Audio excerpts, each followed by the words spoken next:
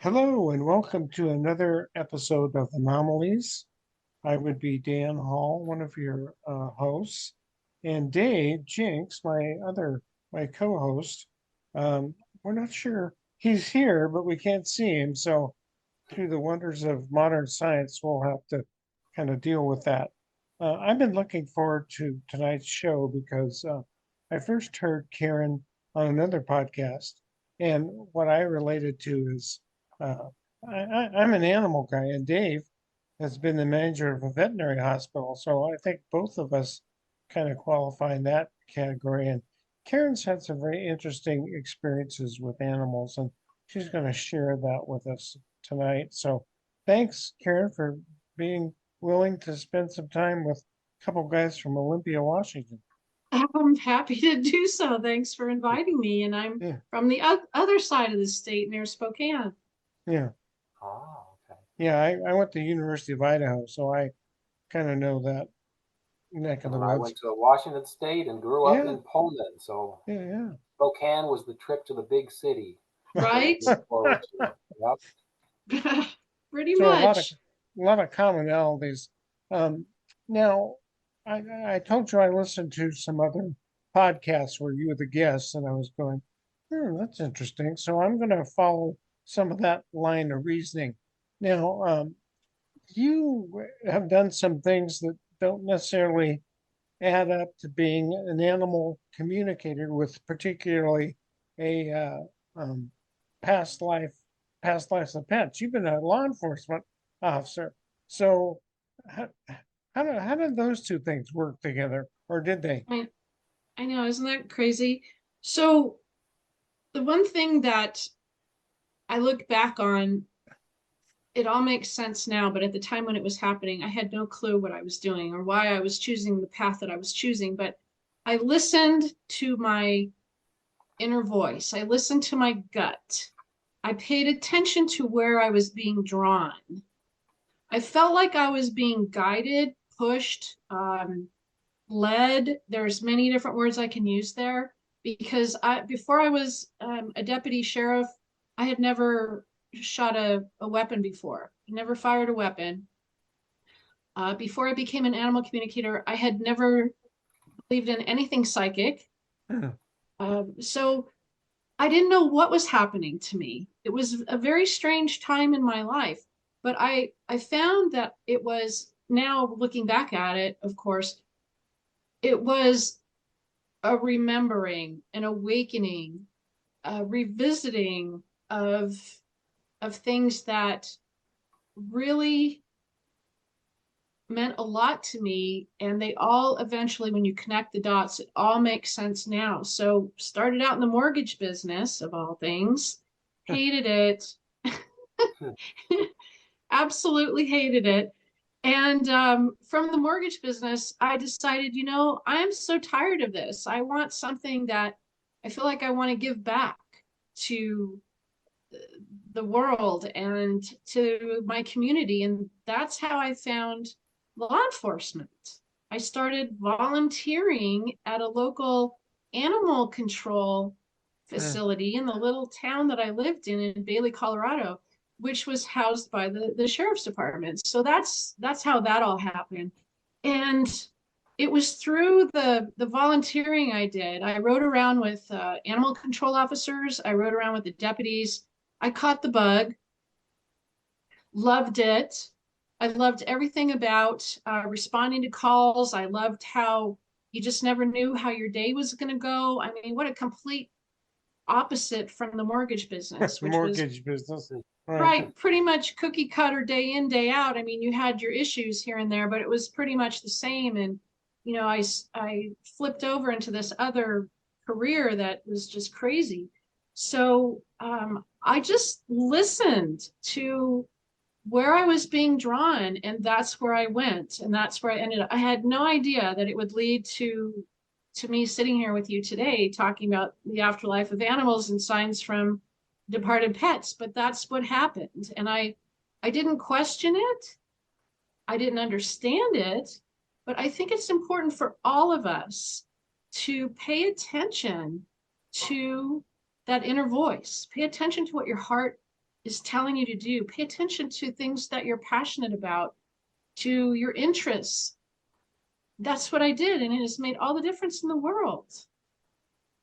So you didn't have, I guess I was thinking in terms of a mediumistic approach to life. You weren't communicating with your departed ancestors to begin with, were you? Or were you?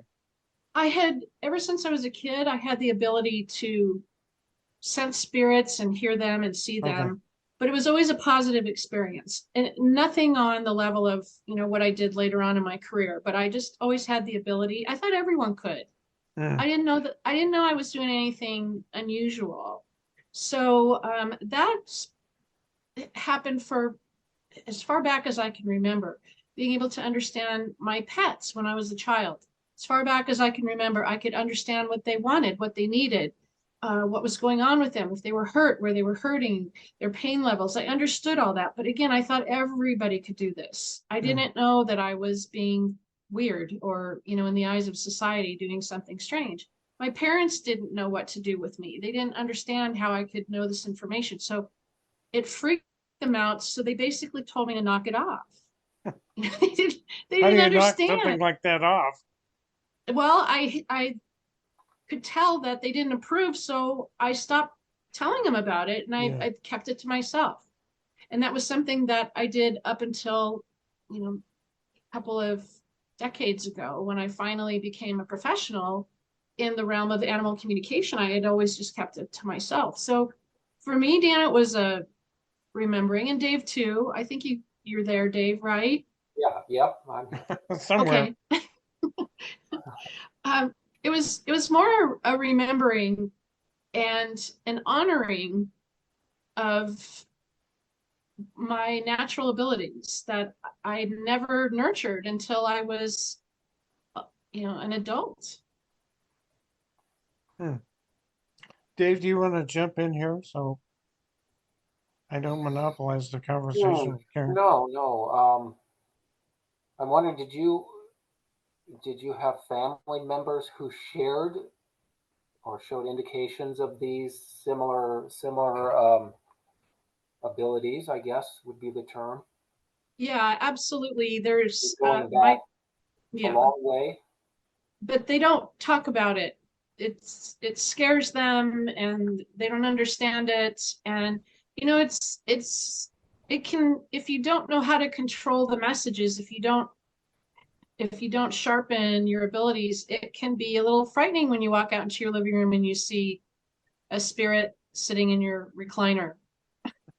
It's a little Mhm. disturbing. Mm, So they didn't talk about it. They didn't want to talk about it. They didn't want it to be a thing. And so, yes, I do have family members, but again, it was not something that they really wanted me to dabble in. They thought I was crazy enough becoming a police officer, let mm. alone becoming, psychic, and especially communicating with departed people and departed pets. Then they thought I was really cuckoo. So, The reason I yeah. ask that is that seems to be a theme, regardless of who we Hmm. chat with, in that it's something that's inherent and also potentially inherited, which always makes me wonder: is there a gene? Hmm. Is there a certain openness of pattern of thought? Uh, and it seems to be the biggest barrier we have to acceptance of a lot of this stuff is a self-imposed barrier, even the way you're describing it. So your parents or your relatives, you said they told you to keep quiet, which is what we hear too. Is just don't advertise that you're different in quotes. If people embrace that and said, well, look, this is a natural ability that people can have and that probably we all have at some level.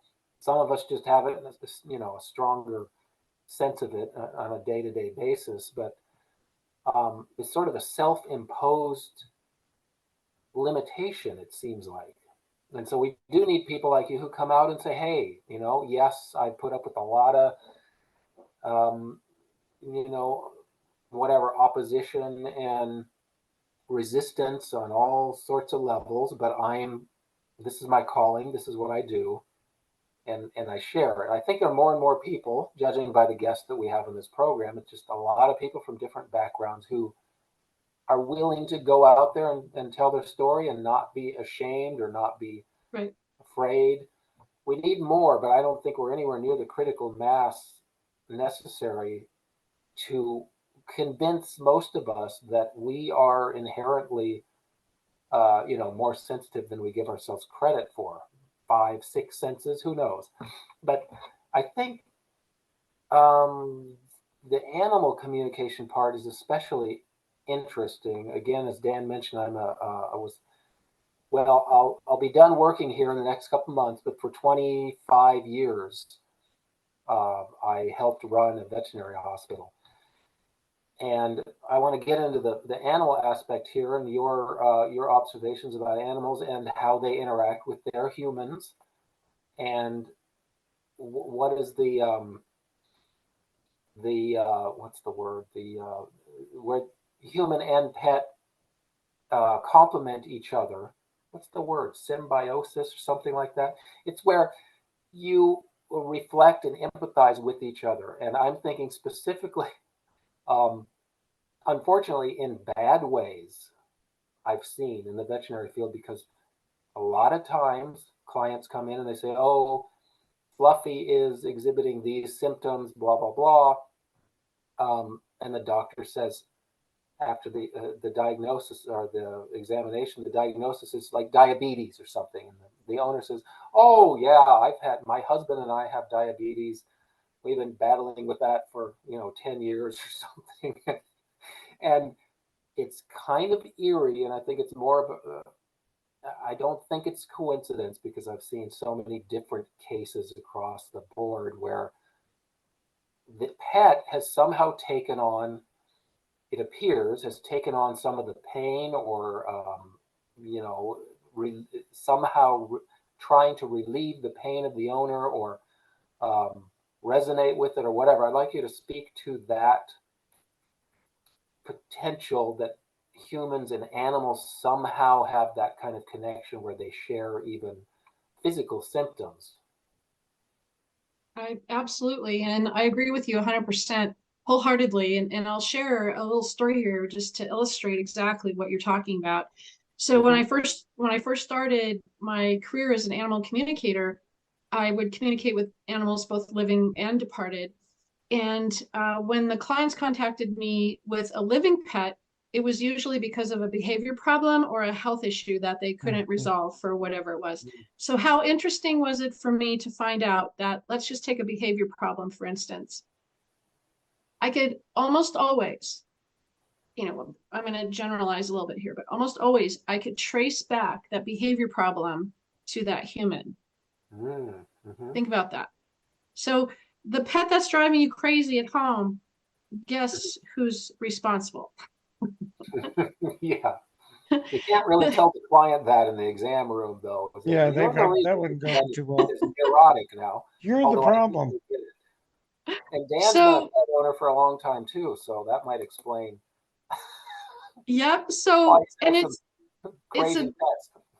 a little bit of a double-edged sword, right? Because there's either something that they're doing or something they're not doing that is causing the behavioral issue.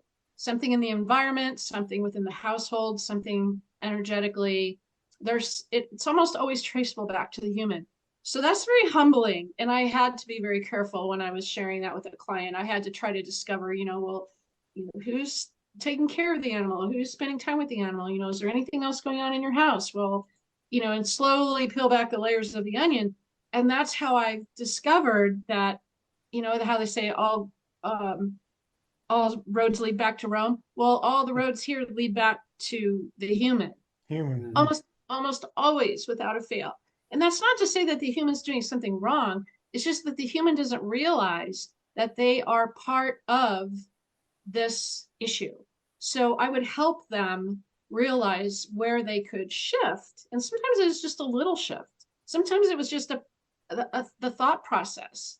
For instance, if you have a dog that is particularly fearful, like if someone comes over and you're skittish and run and hide, you know, the first thing that humans tend to do is say to the company that's coming over, oh, they're just a scaredy cat, you know, they're afraid of their own shadow. This is what they do. They run and hide. When you have that conversation, you are basically sharing that energy with your animal. And you're saying, this is what I expect of you. This is what I anticipate from you. Therefore, this is what I get from you. So the shift comes where you flip it. And instead, you would say what you want from that animal. You want that animal to be calm, relaxed, enjoying your company. What does that look like? How does it feel? Can you picture it in your mind?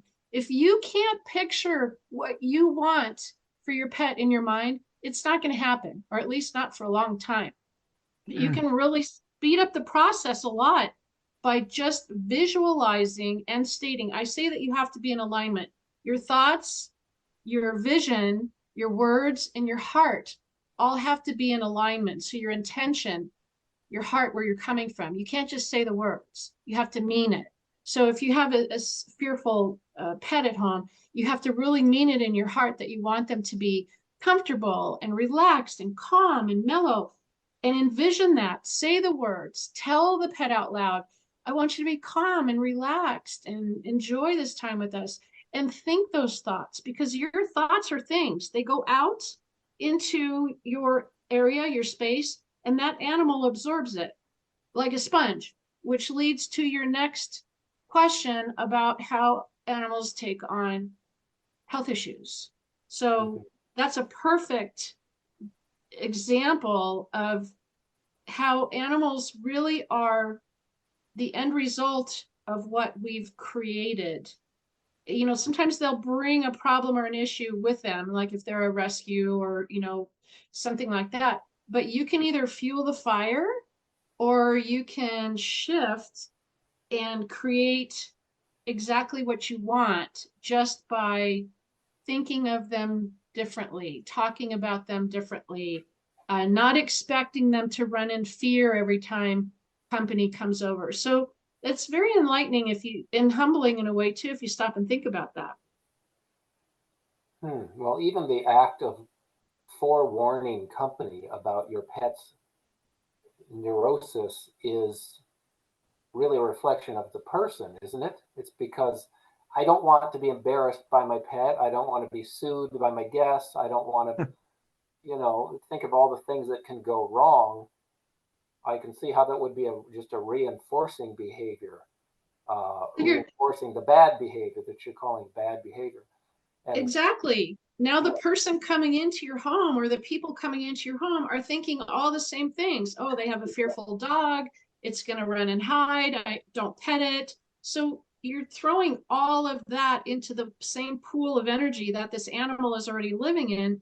It's obviously just adding more fuel to the fire. So you can see how just by shifting and saying, you know, this is what I want from our dog or cat or whoever it is that's, you know, acting in a way that inappropriately, in a way that you don't want them to act. You know, ask yourself, what are you contributing to that? Are you helping them through this? Are you helping them see that they don't have to live like that? Or are you throwing gasoline on a flaming inferno?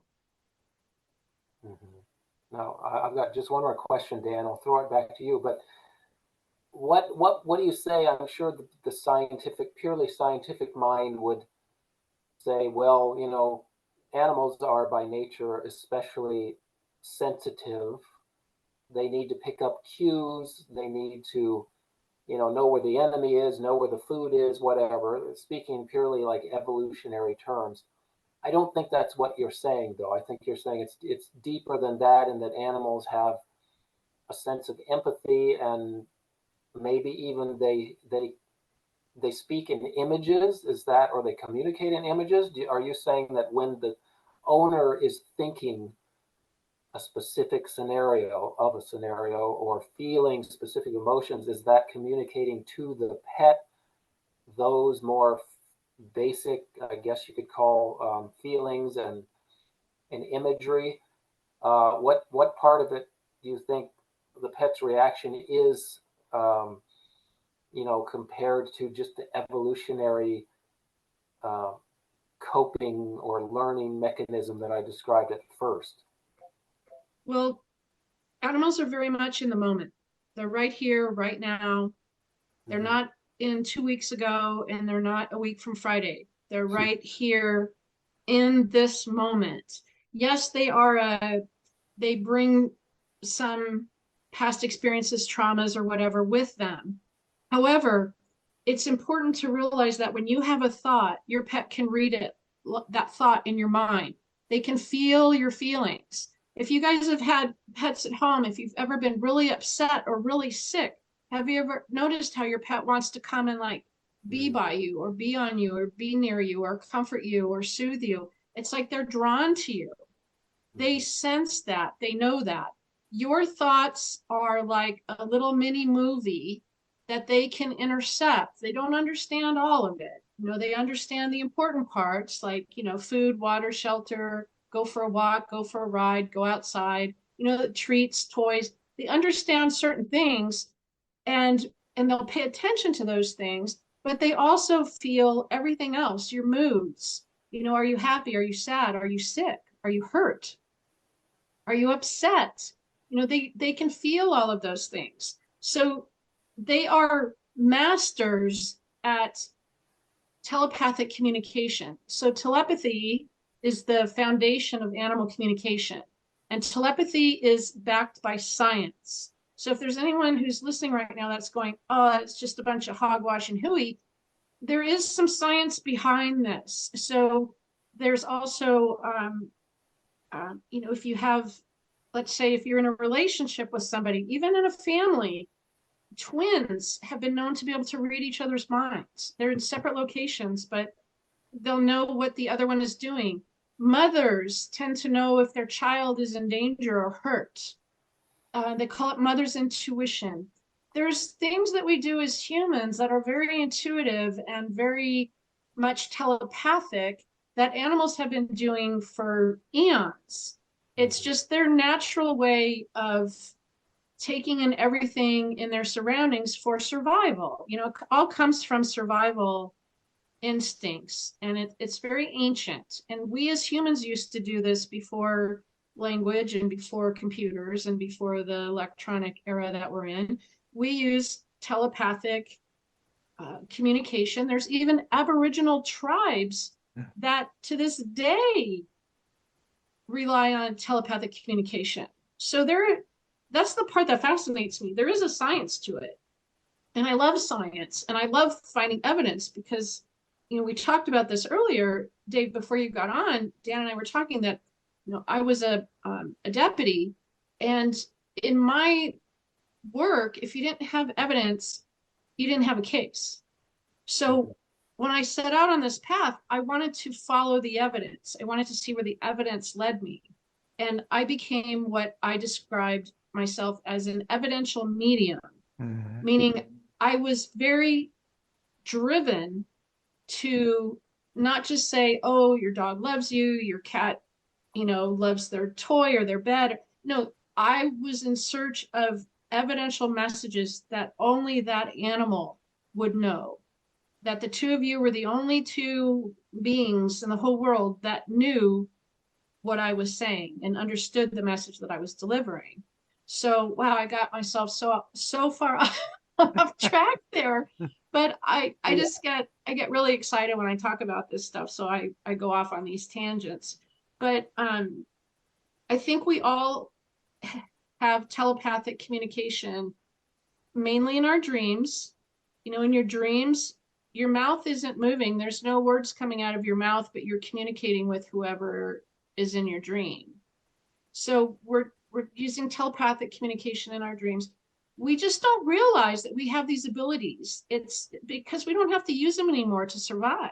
So they just kind of get pushed down. And I'll be quiet now. Or let me I add think, something to that. oh So yeah, go we're ahead. taught maybe that we shouldn't recognize those abilities because there's something wrong or bad about that. Right. Well, I was just going to say that Karen said she took us off on a tangent, but I don't think so. I think she answered the question perfectly. I set up kind of a false dichotomy here of, is it evolution, or is it, you know, whatever? Is it some other psychic thing? Well, I think you're saying that psychic telepathy, nonverbal communication at a level of not just, the normal five senses, but another more fundamental level are part of evolution and have been for forever. So they're not mutually exclusive, which is really the conclusion we make talking to lots of different guests from different disciplines. And that, yeah, there's a lot of things that go on inside our heads and that are that happen on levels that we don't understand completely, and that we don't science generally doesn't recognize. But you did mention that there is some scientific evidence for telepathy and other kinds of nonverbal communications, and I'm wondering if you have any particular authors. I think of Rupert Sheldrake and Dean Radin are two, especially Sheldrake. He wrote. Are you familiar with his Morphic work? fields. No, I'm not, but I'm going to make a mental note on that one because he is a very very intriguing author. He wrote what is it, Dan? Do you remember the title? I have the book here. I'm looking in my library. I don't see it, but how the dog knows when his owner is coming Owner's home. coming home. Yeah. Oh, okay. And he Okay. talks about that kind of connection, Yes. that subliminal level, or wherever you want to place it. But he's produced a lot of very compelling information. He presents it in a way that's very you know easily read to a widespread audience. It's not purely scientific papers and stuff that a lot of people don't run across, but this is very easy consumption. But I think he's really onto something, and his research really fit into your area of expertise here, Karen. But yeah, go ahead, Dan. I'm sure you got other questions. Why don't you? Well, I kind of like what the path you're going down. So Dave and I know a fair number of people who would qualify themselves as psychics. And I took an animal communication class from one of those people many moon ago. And I'm probably misconstruing what Lisa told me, but maybe not. She said, if I'm going to communicate with my critters, I need to think in terms of images. So, what would you, rather than like complete sentences or whatever, so what would you say to that? And I'm not asking you to diss a friend of mine, but what would you say about that? I didn't catch it. She told you to think in terms of what? Images. Oh, images. Okay, so the way that animal communication works for me, and I'm only speaking from my experience, there's many different methods, and there's no wrong way, there's no right way. We're all different. We all develop our own way of connecting, communicating. It works in several different ways. First, you have to believe that it can happen. Even if you're a little bit skeptical, it's okay. But you have to want to believe that there's something more there. Like you would be a really bad animal communicator if you were a total skeptic or cynic. It's just not going to work. So you have to really want to believe. You have to feel it in your heart, a motivation, a desire. You have to want to be able to understand that animal. You have to have an interest in animals. What's going on in their heads? What do they think about? What do they think about me? How much do they know about us and the world? And do they know that there's stars in the sky? Do they understand, complex situations like gravity or, the moon and tides and these things? I was fascinated by things like that. And I wanted to know. I wanted to learn as much as I could. So you have to have that. They do communicate with me in images, but they also communicate in other ways. I train myself to hear their messages. I'm mainly clairaudient, but I utilize all of my psychic abilities, clairvoyance, which is clear vision, and seeing those flashes or those mini movies playing. That's one way I receive a message. I can also feel. I can feel their energy. I can feel if they're happy. I can feel if they're sad. I can feel if they're sick. I can feel if their energy is up or down, or, if they're kind of an excitable creature or if they're not. And I also get a sense of their balance. So when an animal comes through with an imbalance, again, I can always trace that back to the household or something going on at home. That's where the imbalance is coming from, the source of that. So there's many different ways that you can communicate. Images is just one of them. And yes, animals will communicate back with images, but anyone who lives with a pet right now, anyone listening who has a pet at home, you know that aside from them, standing at the door if they have to go OUT, you know that there is a nonverbal communication between you and your pets. You know it because it's happened to you in some form. Maybe it's you just knew something was wrong. Maybe you just all of a sudden popped in your mind, oh, I should go feed them. And they haven't triggered you with a begging kind of, I'm hungry, feed me. You've picked up on their thoughts, their needs, their whatever is going on with them. This is something that we tend to brush off as coincidence, or you're just following their bodily clues or whatever it is, but you're actually communicating with them on a telepathic level. The energy in the house that you share with them, you're tuning into that wavelength, and you guys are on the same channel, and you're hearing them, feeling them, or sensing what their needs are. You told an interesting story at the one of the podcasts I listened to where you were a guest, and I wonder if you'd mind repeating that story. This is the story about the lady who accidentally ran over her cat. Remember that story? Tell that story because I think that's pretty profound.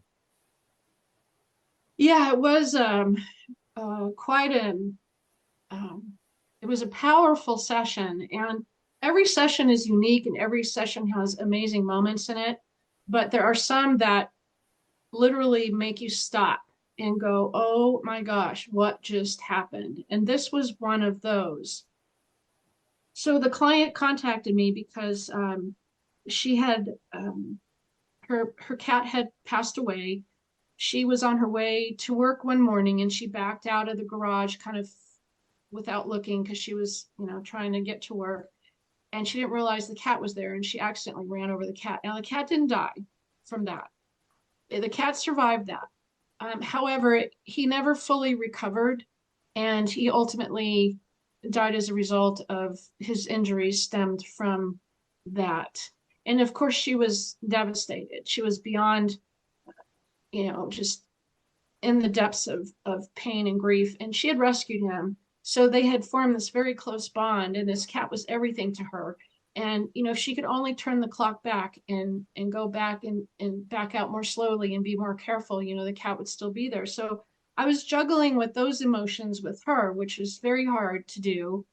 And I was communicating with the cat. And during the communication, the cat kept saying to me, talk about the amputated leg. Talk about an amputated leg. And I saw it wasn't gross or anything. So for anyone who has triggers here, it wasn't like bloody or gross or anything. But I saw what would look like the leg of maybe off of a doll. It wasn't gross or, beat up or anything, but bloodied or anything. It just looked like a human leg. And the cat kept mentioning it. Well, I didn't want to go there because I felt that this woman had already been traumatized enough by accidentally running over her cat. I didn't want to talk about the cat's injuries. And I assumed that the cat must have had its leg amputated during this ordeal. I didn't ask, and she didn't tell me. And then it happened again, 3 times. The cat sent me, and I didn't say anything. Each time I'm like, no, I'm not going there. That's just too painful. I'm not going there. I'm not going there. So finally, after the 3rd time, I have a rule that if the animal sends me the message 3 times, I have to say it because that means it's important. And it's kind of like they're going, hey, Karen, come on. I sent this to you already twice before. You need to say this. So I finally relented. And I asked the client, I said, did your cat have to have its leg amputated from its accident? And everything went quiet. And then suddenly she started sobbing. And I mean, hysterical sobbing. And I thought, oh my gosh, oh my gosh, oh my gosh, what have I done? I've just made her feel even worse. I can't believe I did this. Me and my big mouth. I had to go say that. Me and my rule of threes. I can't believe I did this. I made this woman who feels horrible, I made her feel even worse. And she started to say, I apologize. I'm like, I'm so sorry. I'm so sorry. I shouldn't have said anything. She's like, no, no, Karen, no, no, no, no, you don't understand. This is the best thing I ever could have heard. I'm getting goosebumps right now. And I thought, how in the heck is that the best thing she ever could have heard? She said, you don't understand. She said, my cat didn't lose a leg.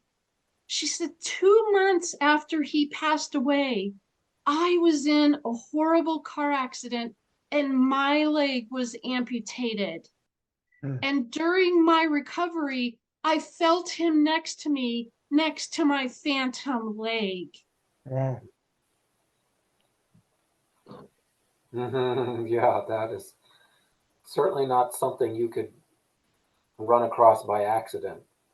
Just so that message that I almost didn't say was the one thing that client needed to help her move from the horrible depths of darkness of what she had done to this cat to the realization that he would only know that if he was there with her and saw after he had passed on that she had her leg amputated. There's no other way that could have happened. It was absolutely mind-blowing. And to this day, like I said, I still get goosebumps when I talk about it. It was so riveting. It was so powerful. I could feel the energy shift in that I was on the phone with her. I could feel the energy shift. I could feel like the pain from her grief just start to lift. It was like everything shifted in that moment. Think about that. That is like so,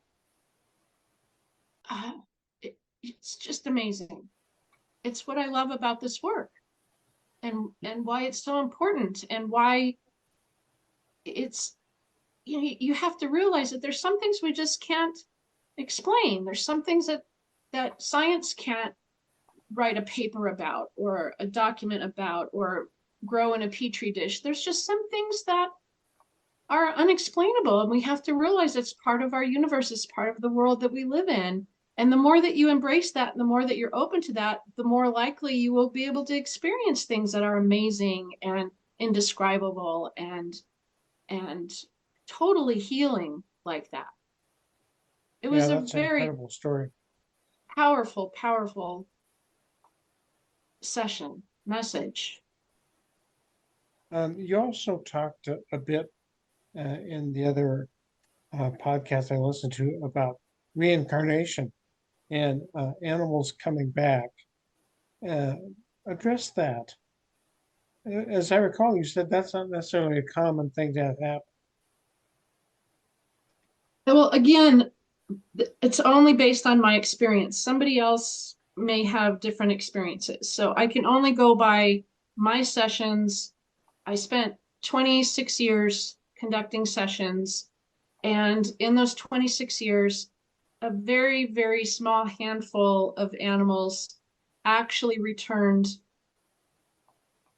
and we were able to validate it to the best of our abilities. I mean, obviously not with 100% of anything, because nothing is 100% when it comes to psychic work or energy work or anything like that. But to the best of our ability, and it comes more, the validation is more comes from the client because they have a sense or a knowing that that's their pet from before. Mm-hmm. Only they can validate that. I can't. I can see the clues and I can see that the animal wants to return, and I can get little indicators of when it'll be or what they'll look like and all of that. But it's truly relies upon the person going, there's just something about this particular pet that is just resonates with me, and they remind me so much of of the dog or cat or horse or bird or whoever they had before. So I have found that a small percent come back. Sometimes they come back right away. Sometimes they wait a while, and sometimes they come back, much later in our lives. And sometimes they choose not to come back at all. And none of those examples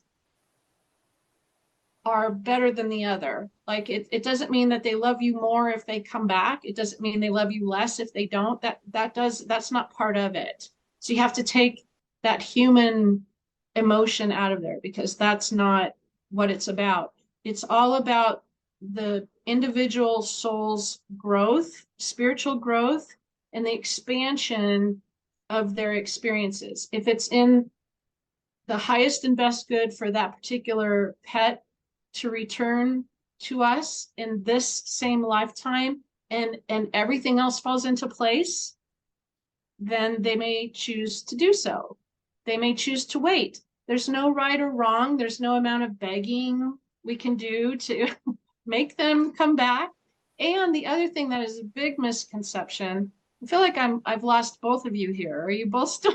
Oh, no. Yeah, I think I've been attacked by aliens. I'm hearing you a day, but I'm only seeing you. So anyway, we'll deal with that on the edit. I'm hoping you guys are still here listening to me. We are here, yes. Yeah. Okay. Now I forgot what I was saying. Thanks to us. Yeah, right. I know. See, I got off track again. Maybe it'll come back around. Our bad. Well, but it leads into oh yeah, I got it. Go ahead. I got it. One of the biggest myths is that many people believe that if their pet comes back to them, they'll be exactly like they were, exactly as they remember them in the last lifetime. No, that is called cloning. Mm. So there's a complete and total change of everything. They're in a new body. They're having a new experience. They're in new situation, new circumstances.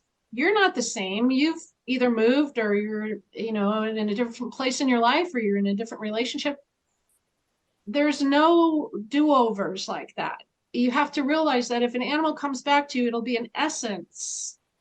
Some have a very strong essence of who they were before. Some have a very small essence of who they were before. And again, I don't know exactly how it works. I don't have all the answers. Maybe someday when I get to the afterlife, I'll have more information. But for right now, I can't explain how it works. And sometimes we just have to go with what our gut instincts or intuition are telling us. I have more clients say to me, I know without a doubt that this is my dog or cat that passed away a year ago or 2 years ago, because they did XYZ and this new pet does XYZ. So there are some things like that that are undeniable. I mean, what are the chances of that same behavior happening again? So it just really depends on so many different factors. And in reincarnation, nothing is written in stone. There's nothing cemented in that they will come back and they will look like this and it'll be on this day and at this time. And everything is so fluid and flexible. It has to be able to change along with us and along with our situations. Let's say you had a horse that passed away and it wants to return to you. Well, what if you moved to an apartment, or you lost your job? Yeah, you can't afford a horse. Well, that if it's meant to be, if it's in the highest and best good for that particular soul, remember it's a soul, not the animal body, to come back to you, they will find a way to do so. Maybe it's in the form of a small house pet, smaller house pet. Maybe it's in the form of a cat or a dog or something more fitting in your lifestyle at that time. Again, I don't know how it all works or why it all works. It mystifies me at times, and it fascinates me too, because it's, there's so much we don't know. I just am barely scratching the surface now. After 25 years, I'm scratching the surface of all that can happen. Yeah. So a lot of these topics, it seems like the more you look into them, the more questions Mm-hmm. you end up with, which proves how complex everything is, or we've made it more complex than we should have. That could be another thing. I think that we're making assumptions about things that are not correct, and one of those is, I think in general, we put animals lower on the cosmic food chain, so to speak. Mm-hmm. They're lesser beings or something. But you noted, or you claimed, Karen, and I definitely agree, that animals have an essence, whether we call it soul or not. Do you think that animal souls are fundamentally different from human souls or other types, and how do they complement each other? In other words, what is an animal's purpose, if there is one? I guess you could ask the same thing about humans and still not come up with an answer. But do animals have a purpose in terms of their companionship with humans, their ability to bond with humans? You know, that's a loaded question, because Of course, we on could purpose. literally we could talk about this for, 2 more weeks in a row and not cover all the possibilities. So I'm gonna I'm gonna generalize for you based again on my experience. But here's what I've found. I'm a medium. So as a medium, I can communicate with living beings, animals, and humans. I've communicated with people in comas. I've communicated with Alzheimer patients, dementia patients. I'm able to communicate with departed humans and departed pets. And I have found in those communications that it seems to be that the human soul, that we are here for the purpose of experiencing all that we can. I don't like to call them lessons, because that sounds like, you're being maybe punished if you didn't finish a lesson properly. And I don't really see it that way. I see it as just experiences. We need to experience as much as we can as a human soul. In the animal kingdom, it's more about they're here to help us. So there's a level of purity there that I find really fascinating. They definitely help make our lives richer and better and fuller. They make us better humans, I think. Some make us crazy. I've had a few of those. But they really are here to help make our journey better and more fulfilling. And they don't have agendas. The human soul has an agenda. And let me explain. If I were doing a session right now, which is where I'd exactly be sitting right here in front of this computer, and a human spirit would come through to me, they may or may not want to share a message with me based on their upbringing, their beliefs, their the way they left their loved ones behind, unfinished business, their own personal issues. There's a whole like quagmire of reasons why that human soul may or may not want to step forward and share with me whatever messages about their life, their loved ones, anything. When I connect with an animal, and this is what fascinates me, almost always, without exception, maybe just a handful of times have I ever had an animal that did not want to communicate with me for whatever reason. It's probably just because they thought I was boring, which I get that. So the animals always want to share. They want to talk about you. They want to talk about their life. They want to talk about their favorite things and what are special moments that they experience with us. So think about that for a minute. Think about the difference there. The animals don't have what I'm calling an agenda whatsoever. They just come through, they're forthcoming. It's like, here it is. This is what I'm about. This is what my humans are about. These are the things I love. These are the things I remember.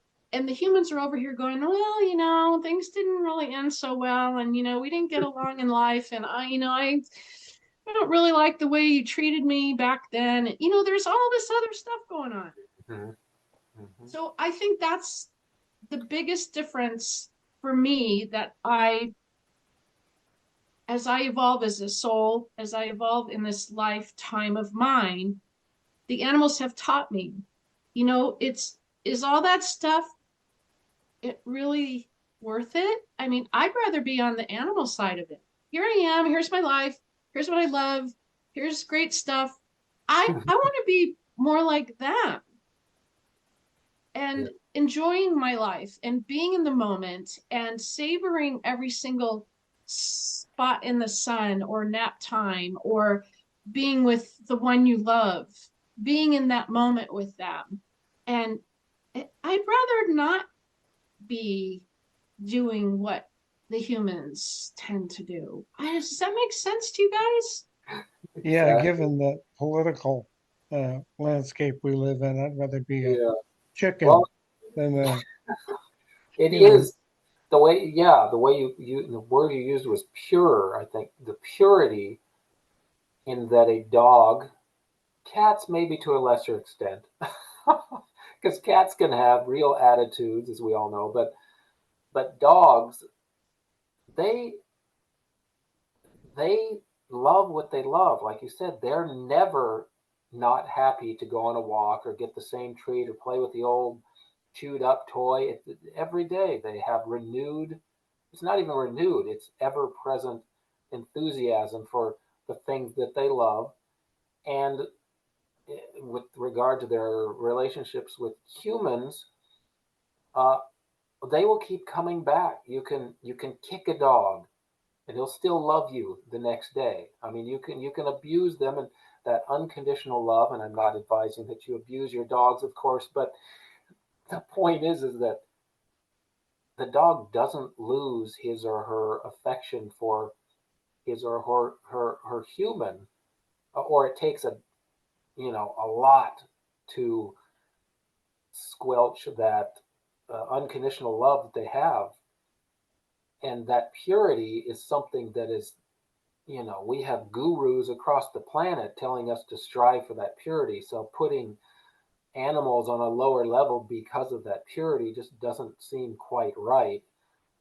It's something that is very difficult to achieve as a human. As Karen points out, we're so fettered with, our day-to-day stuff and our worries about the past and the future and our relationships and our jobs and gas prices, all the things that animals, pets don't have to worry about. They're free to. But then again, you could argue that pets do get a free ride, right? They don't have to worry about rent because we give them a place to live. They don't have to worry about buying food, blah, blah, blah. But they do live in the moment.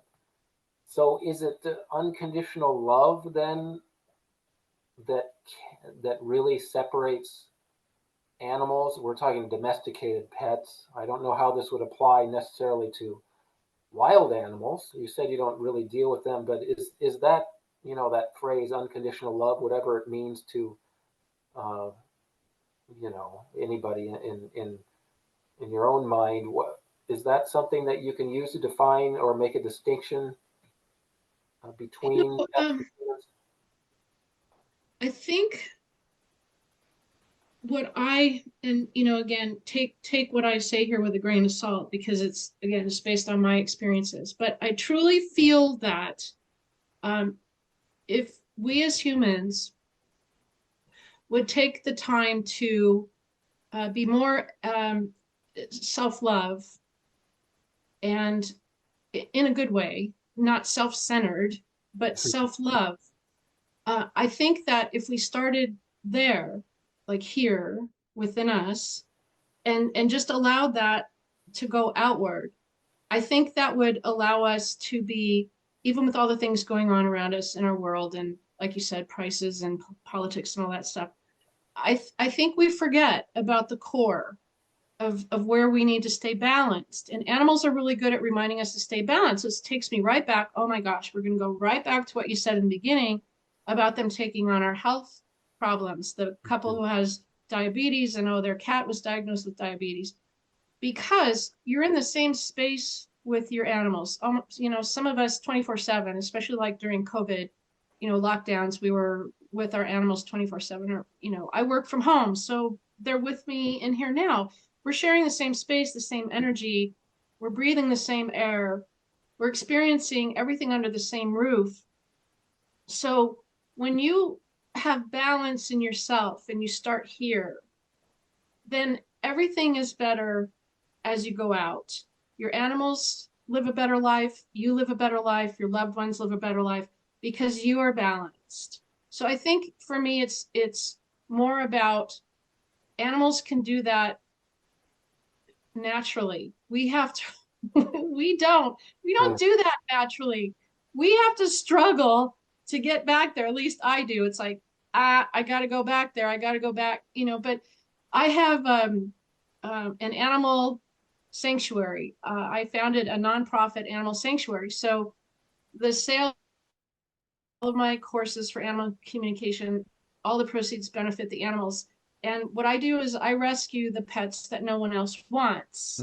So I'll go to the local shelters and I'll ask for the one that's been there the longest, or the one that has no applications, or the one that's missing an eye or an ear or a leg, or has, you know, diabetes, or is blind or deaf or whatever.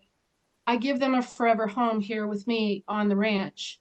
And what I've found is that those animals that have these horrendous traumas, horrendous past, neglect, abuse, the worst of the worst life, are at peace with themselves. They're balanced within themselves. And they don't dwell on what happened to them. They are able to move forward and say, you know what, I'm living the good life at Karen's sanctuary right now, and woohoo, you know, I got it good. And I'm learning from that. I'm learning that I don't know that it's an unconditional love thing. I think it's more about, it's bigger than that. I think it starts here, it radiates out, and you have to just be more aware as you're an energetic being. You're not this physical body walking around. There's a lot of stuff going on in here. And if we can get back to balance and get back to center, our animals teach us that. We have to be there for them. We have to feed them, take care of them, go to the vet, you know, make sure they have everything they need. They're here to bring balance into our lives. And I know my life is better because of it. I wouldn't have it any other way. So I think that's a really loaded question. And I don't even know if I answered it really, because I mean, there's so many things that animals do that we can learn from to help us be better humans, to be better parents, even to children. I don't have human children, I have animals. But I think they can really teach us those things if we're willing to listen to them, if we're willing to observe and to be open to those things, and to not think of ourselves necessarily as superior, or, you know, what in the I've learned more from the animals than I have learned from any other human being on this planet. So Not they've taught surprising. me more about life. They're accepting of death. They don't freak out. They freak out when you freak out because they're dying and you freak out, then they freak out. But they're freaking out because you're freaking out, not because they're dying. They don't want to die. I mean, I don't know an animal has ever said, I want to die.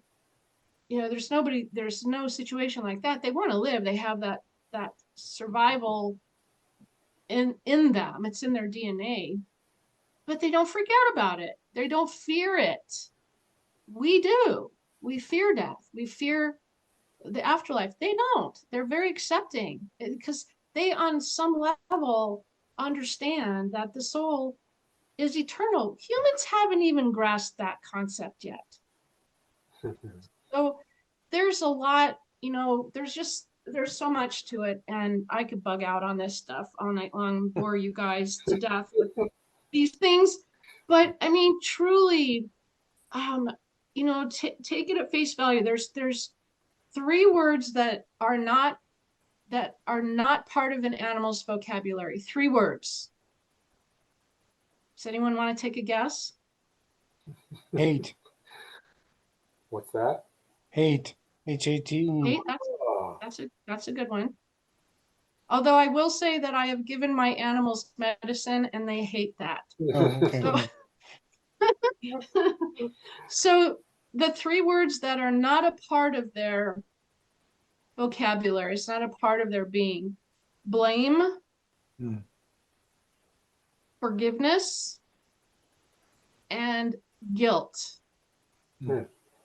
Those words to an animal, it's like mumbo jumbo. It means nothing to them. Those are non-existent in their world. So the big takeaway here is, if anybody is listening is struggling over the loss of a companion because they didn't give them their medicine right, or they didn't take them to the vet soon enough, or they weren't there when the animal passed, or they were there when the animal passed and it didn't end the way that you had wanted it to end, or they were in an accident, or you accidentally caused your pet to pass away. All those things that keep us up at night, all those things that we worry about and stress about and carry around like a horrible monkey on our backs for years and years and years, beating ourselves up, doesn't even hit their radar. Doesn't even compute. In fact, they don't understand why we grieve so deeply for them. It's like, I'm fine. I'm right here. Why are you crying? Why are you so sad every time you think about me? I'm right here. I'm fine.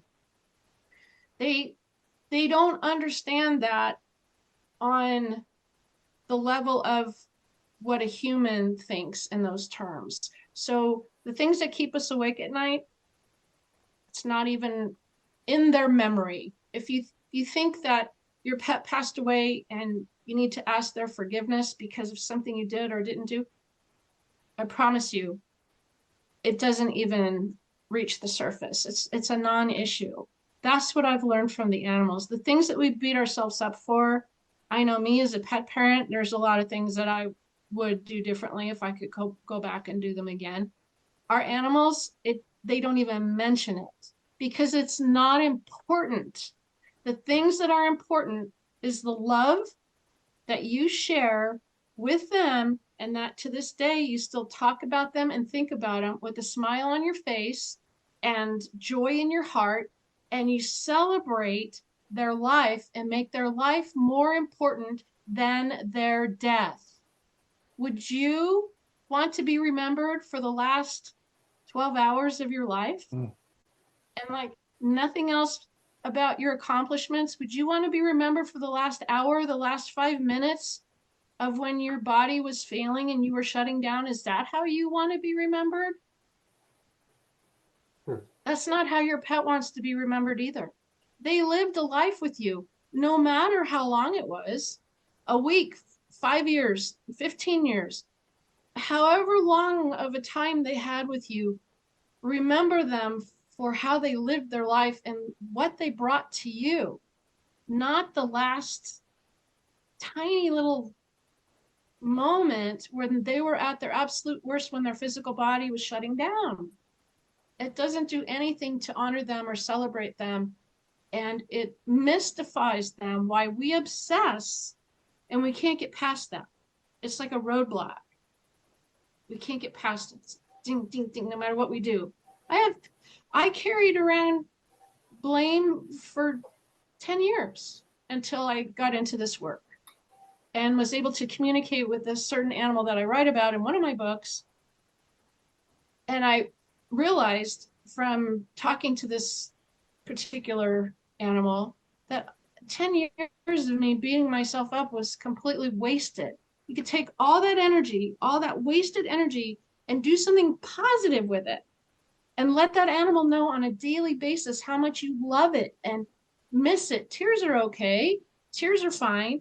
But celebrate what they brought to you and how much better you are because of them, not the last 5 minutes of their life or what happened to them or how they passed or how you weren't there when they left their body. I promise you, it does not matter to them. Thank you, Karen, so much for spending time with us. One of my feelings is when it comes time for me to pass, and I think you've kind of reinforced this, that the beside maybe my parents, the grandparents, that the beings that are going to be waiting for me on the other side are all my dogs. And that just will make Right? me joyous. That will just make me Yes, joyous. they'll be there. Yeah. They will absolutely be there waiting for you. And yes, you will be reunited someday, and it'll just be like no time has passed because there Yeah. are no clocks in the afterlife, no clocks or no calendars. Good deal. Yeah. Tell us about your any books that you've written. We'll advertise those. Yes, I have only two of them here because the other one I'm out of stock. But my first book, Hear All Creatures, tells us about how I started to learn the language of the animals because at first I didn't quite understand what they were telling me. So it takes you along that journey of how I learned learned their language. My second book, The Amazing Afterlife of Animals. I don't know if you can see that with the glare, but Mm. there it is. And where can you This get those at? These are all on Amazon. Amazon? The first two are on Audible. The new book will be on Audible very soon. The Amazing Afterlife of Animals goes into my police work and how animals on crime scenes started telling me where the bad guys were hiding. So yeah, Oh, that's very interesting. that's The Very Amazing Afterlife of Animals. And then my cool. newest book, my most recent, is The Pet I Can't Forget. Mm. And this was just released a couple of months ago, and I'm still working on the Audible files right now. But it is full of signs from the afterlife, how one sign, one healing message, one sign can shift and transform your world, and all the different ways that your beloved companions send signs, from feathers to dreams to heart-shaped rocks, or um, showing up, their names showing up in strange places, or just all the amazing signs. It's full of stories. It's very transformative. It's very uplifting, even though it's about pets that have passed away. And I'm just very excited about it. And yes, you can get them on my website too, which is KarenAnderson.net, and also on Amazon worldwide. Now, if somebody wanted to, could we contribute to the rescue place that you have over there in Eastern Washington? Yeah, and And that's it's also on my website. website. Yes. Yeah, it's Okay. it's called Painted Rain Ranch Animal Sanctuary, Mm. and we are a 501c3. So all donations are tax deductible. And like I said, all the proceeds from my books and my animal communication online course go to the animals. And I also have a free mobile app called Pet Loss, Hope, and Healing. You can download it right now if you have a smartphone. And there's a web version. If you don't have a smartphone, you just go to petlossapp.com. And I hope you would have all of those links in the description there for anyone who wants to find it. And I have so many free resources to help somebody who is struggling with a loss, because our animals don't want us to stay in a state of grief. Grief is meant to be a temporary place, and they want us to move into healing. So it's a tough place to be in. I've been in there many, many, many times, and even doing the work I do, I'm just as big of a wreck as the next person. But I know now how I can use all of that energy and do something positive with it, such as my nonprofit animal sanctuary and helping animals in need. And, there's just a lot of ways that you can honor your pets and honor their legacy, and, support little nonprofits like me, support someone who's out there, rescuing these pets that no one else wants. If you can't adopt another animal, help me save the next life. So there's a lot of things that you can do. Uh, and I have so many free resources. I have a Facebook group where Mm. you can practice for all levels. It's Facebook, so it's a free group. Just so many resources for people who are wanting to learn more about animal communication or the afterlife, or please order like 1 million copies of my books. 1 million. I have two of them in the top 5 right now on Amazon. The Amazing Afterlife That's of Animals is great. number 1. That's amazing. And the pet I can't forget is number 5 in pet loss. So they're really good books. They're very helpful, and I'm very proud of them. And you can read all my crazy stories in there too. Well, thank you so much for taking time to be on with us, Thank even though we've you. had all kinds of horrible technological issues. Maybe, Dave, you I could just know you. end up using the audio for this instead of anyway, we'll work on that. But thank you. Well, Karen is so charismatic and enthusiastic. I'd like to keep her in, even though you and I have faded off into the void or something. I don't know what's I going know on. I'm starting to get a complex. It's like, oh my God, No, they no. both disappeared We on me. we are here listening intently, and I'm just impressed by your enthusiasm for doing all these things. This is, I mean, writing that alone is a, time sucker. That'll take up your whole life if you let it. Writing It multiple did. books and yeah, and running nonprofit and all that. It's just, we can tell obviously that you're very, very into your work, and you found your purpose and the thing that fulfills you, and that's always inspiring to see in a guest. And I really encourage everybody who's watching this to Yep. go out, check out all those resources that Karen mentioned, and I'll do my best to put everything in the description so you'll have it all in one place. Yes. Um, And and I too appreciate you hanging out with us for about an hour and a half. We've kind of a little over time, I suppose, but didn't look like you were about to disappear on us. well, No, we did it to you. I appreciate you guys inviting me to the show. I really do. Even if one person got something out of my crazy stories. And, the one thing I want to end with is, I chose a very difficult path, between law enforcement and then psychic work, especially communicating with departed animals. I chose a path that, I've taken a lot of heat from it from every direction. And Sure. you just got to follow your heart, no matter what it is, no matter what it is that's calling to you. Even if it's a challenging path, it's so worth it. It's worth putting up with the struggle and the challenges, because look at this now. This is like me helping the animals in need. This like the best thing that ever could have happened to me. It's a childhood dream come true. And I'm just so grateful to be here and to share all of this with you guys. Thank you so much. That's amazing. Pleasure to Thank you meet too. you and Really get to know you, Karen. appreciate it. So, coming up on Anomalies, I think the next show we have is Reverend Michael Carter talking about UFOs and the Bible. So if you liked what you heard today, you can like and subscribe. I think I need to say that, Dave, to make sure we have people continue to listen to us. But thanks so Oh, much, of Karen. course. Yeah. Thank you Thank you, guys. Karen. Appreciate it. Yeah. Bye bye.